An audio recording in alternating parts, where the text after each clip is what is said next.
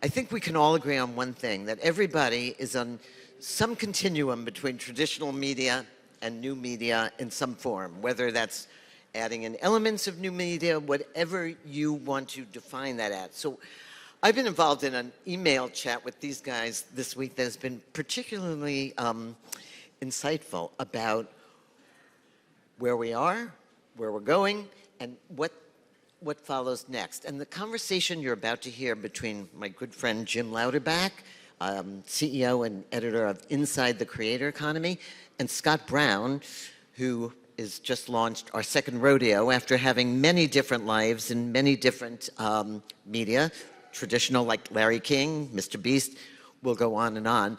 But what we see are the commonalities and where we see the need to create new media. So with that, I'm going to turn it over to Jim, and you're on. All right. Thank you very much, Robin. Hello, everybody. Just so you know, the next 45 minutes, you are in our hands. We're going to talk for about 15 minutes about what Scott's building and about building a modern production studio. Then we're going to move in, and Scott's going to stay up here and talk a little bit about multi-format worlds. So it flows from one to the other. So don't go anywhere, and we're going to jump right into it. Hello, Scott. Hello. How's it going? Welcome. Tell me a little bit about what Second Rodeo is and what you're doing right now. Yeah, so Second Rodeo is a production company and a creative studio that is focused on the intersection of legacy and digital media, especially the proliferation of scripted, digitally native formats, and especially focused in microdramas. Microdramas are basically 90-minute stories that are told in one-ish minute chapters that are on these various apps that create the content as well. People monetize by paying actually per episode after usually about 10 episodes of getting them for free. But ultimately, I tell our teams, it's a 90-minute story told in one-ish minute chapters. Right, and every chapter, for those of you who are traditional, you said this to me when you gave me an education in this last fall, is basically like a scene. It's like you kind of cut from scene to scene, you cut from chapter to chapter. It's just that there is a thing that happens at some point where you ask for either advertising or money or other things to fund the actual viewing of it, right? Yeah, exactly. I mean, what is a movie? A movie is a collection of scenes, and when those scenes are watched in order, they produce this thing that we call plot that keeps people watching. So what if, every scene was, again, 90-ish seconds, and I think it's actually a really amazing thing it's a confident thing to say to your audience, we're going to give you the first 10 minutes of this 90-minute experience for free. We're going to then, you only have to pay per minute. You can stop paying at any moment. That's how much we think you're going to enjoy this. And I say this really, if the US consumer spent roughly $1.2 billion last year on movies with no known intellectual property and no known actors in them, I don't know what else is an opportunity in Hollywood right now. Yeah, well, let's lean in a little bit of what's going on more broadly, and I want to come back to microdrama. By the way, who has watched a microdrama? Who has watched all the way through? Keep your hands up. Okay, a couple of people. That's good. All right, so talk about what's the opportunity out there and what's changing in how stories are being created and consumed now versus even 5 years ago? I mean, I think we're just seeing, and you and I were talking about this, exactly why I think we'll understand soon, but audiences throughout the creator economy, and I've been in the creator economy my whole career, almost 20 years now, and there's always been this odd thing where the majority of the content is unscripted, for lack of a better term. But now, and there really hasn't been much scripted content except for some outliers, but now we're finally seeing that digitally native scripted formats are just exploding because there's not just microdramas. There's Darman, there's Alan Chickenshaw, and beyond those names that get talked about, there are dozens of channels on YouTube and beyond that do millions of views, sometimes tens or hundreds of millions of views every single month. And they're, when I think of what makes a successful channel, it's what is like the lowest performer average views, hundreds of thousands of views every single time. That is a real change in audience behavior and an opportunity to start to tell stories in that way. Yeah, and I wonder why, because in the early days of YouTube, when it came out, it was very much, it was only non-scripted because that was the connections that creators would have with audiences, and that's how brands would come in, right?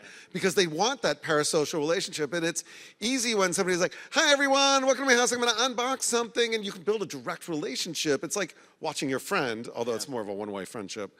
But that drove a lot of revenue. And now with scripted, it seems so hard to do that and create those parasocial relationships, but for some reason now it's working. Why is that?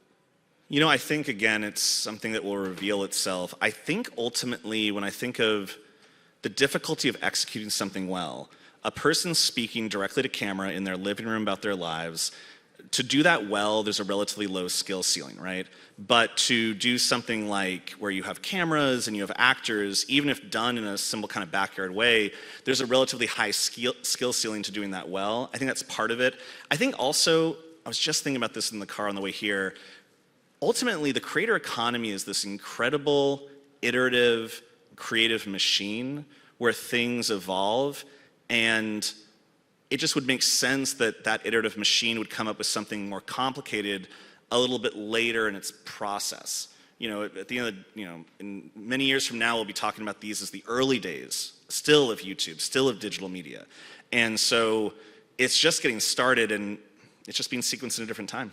Yeah, I'm going to foreshadow a little bit. We'll talk about sort of, is it 16:9? Is it big screen? All those things that are happening and changing in the creator space when we bring the whole panel up. But I want to talk a little bit about what you learned from the places where you've been, because you've been some pretty cool places. I mean, yeah. Larry King, The Rock, MrBeast, any sort of specific learnings that you took away from, and all unscripted, that are allowing you to sort of build into what you're doing now? Yeah, I mean, I've been really fortunate to do things with some really notable names. And every time, and I think this is especially important now, because in the microdrama space, you'll see a lot of these apps talking about how only this one specific soap opera-y thing is gonna work. And I just don't think that's gonna be true. So, you know, when I think about what I've learned by working with The Rock, MrBeast, Larry King, things like that, they all were able to balance between wanting to tell the stories or do the things they wanted to do, with also an understanding of what the audience wanted, but in a way that was rooted in a lot of authenticity. There's a key difference between playing to the gallery, doing what the audience wants, and doing what you want in a way that is for them. And that distinction, which again, it has to be rooted in authenticity, is really what makes the difference. Yeah, it's fascinating. And I think the other thing that's interesting for me about that is, as you build your studio, and you think about the directors and the production people and the creators, the people in front of the camera that you bring in, are they more coming from the traditional world, the creator economy world? Is this a creator economy play and the studio is just one of the parts of that? Or is this sort of the last respite of where Hollywood can go before it totally sloughs off the mortal coil, which it's not going to do? But no, I think, you know what, people will say, I had an A-list actor come into our office and say, is Hollywood dying? And I'm like, well, if you ask my opinion, I don't think it's dying, it's going through a metamorphosis. And like the Phoenix, who we all talk about how wonderful it is that the Phoenix rises, it rises, but just as important to that rising is the burning, is the death and then the rebirth that can happen. And I think that's what we're seeing in Hollywood. I actually see a combination of people from the creator economy and from traditional media, but oftentimes the people that traditional media did not anoint with the success that perhaps they wanted or the roles that they wanted. And what makes them consistent, although I do see this a little more in the creator economy, is ultimately an open mind. You know, someone asked us, they were like, I have some writers, what kind of writers are you looking for? And I said, I'm looking for writers that with an open mind, not because I'm a better writer than them, I'm not, but because I have discovered a way to do this that we can do quality, but audiences will still resonate with. And I think that's important. When you think about creators who are very used to reaching directly to their audience and being themselves, how do they make that transition to being actors or actresses? And how do you find the ones that can do it? And what do you do if they can't?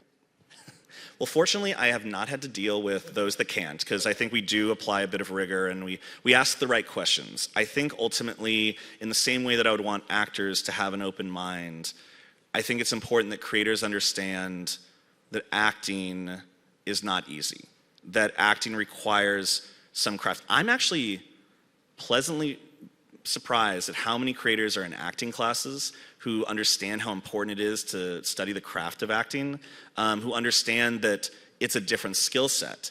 But because acting is a form of ultimately vulnerability, and I think being a creator at its best is a form of vulnerability, that's I think what a lot of the great creators I've worked with have, it makes a lot of sense that many of them could be great. And it's again just an openness to what they're doing in the craft that they're doing, yeah. Yeah, and so let's talk about the actual content of microdramas that you're building. A lot of them that I've seen to me seem like the bodice rippers translated into short form video. But it's not that. And so you've been working in some of those formats, a little bit more romance, and might be what you might see I don't know, a romance novel turned into video. But you're also working on new formats. You've got a musical coming out too. Talk about the expansion from bodice ripper to all kinds of content. Well, it's interesting because our head of development, Stacey Howard, who's in the audience, she's read a lot of romance novels, but a lot of romance novels. Is that good? Is that a good diet? No, it can be. They're very well written. They have wonderful characters. They have plots that are really interesting. Yeah, there are really strong depictions of people in love, but ultimately they're well written and they're well done. And I think that a romance can be so many different things. Something that we're really focused on is romance slash something, right? So we're developing a romance action film, or we're developing a romance horror film. We're trying, again, meet the audience where they are. But yeah, our new series, Playback, is a romance musicals. It's a bit like Positive Ending, Star is Born. And that's the series that we have Hannah Stocking, a Forbes Top 50 creator. And she's wonderful in the role. She plays our villain. And she's just great. Like, if you don't know that she's a creator, I think that the average person would just say, oh, that's really fun casting. And I think that's important, right?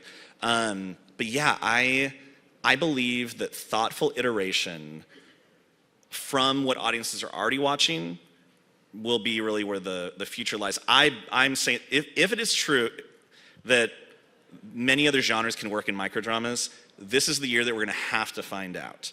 And if it's not true, this will be the year that we find out as well. Right. Because a lot of people are about to try. Yeah, let's lead into that for a minute. I mean, how many of you remember Quibi? I made a show with Quibi. Okay, so it seems like we're in the Quibi 2.0 phase, where there are a lot of people in Hollywood spending a lot of money to create a lot of really expensive per-minute productions and calling them microdramas. Do you think that that's going to work?